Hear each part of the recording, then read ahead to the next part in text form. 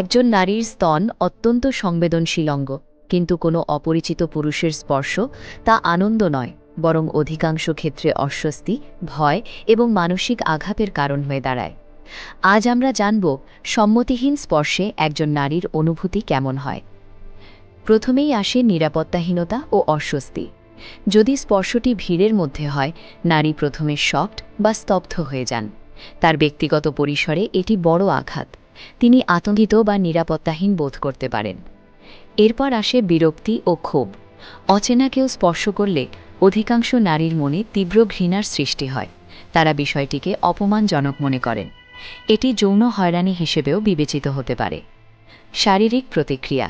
স্তন স্পর্শকাতর হওয়ায় স্নায়ু উদ্দীপনা কাজ করে, কিন্তু অনাকাঙ্ক্ষিত স্পর্শে আনন্দ নয়, বরং শরীরে স্ট্রেস হরমোন নিঃসৃত হয়। ফলে শরীর সংকুচিত হয়ে যায় এবং অস্বস্তি বাড়তে থাকে। কিছু ক্ষেত্রে এটি ভয় ও ট্রমা। জোরপূর্বক বা অভদ্র স্পর্শ হলে নারী দীর্ঘমেয়াদী মানসিক আঘাতে ভুগতে পারেন। তিনি জনসমাগম এড়িয়ে চলতে শুরু করতে পারেন। পরিস্থিতির ওপর অনুভূতি ভিন্ন হতে পারে। দুর্ঘটনাবশত স্পর্শ অস্বস্তি, কিন্তু কম প্রতিক্রিয়া। উদ্দেশ্যমূলক স্পর্শ তীব্র মানসিক যন্ত্রণা ও অপমান। সম্মতিহীন স্পর্শ কখনোই ইতিবাচক নয়। এটি একজন নারীর মর্যাদা, গোপনীয়তা এবং মানসিক শান্তির ওপর আঘাত।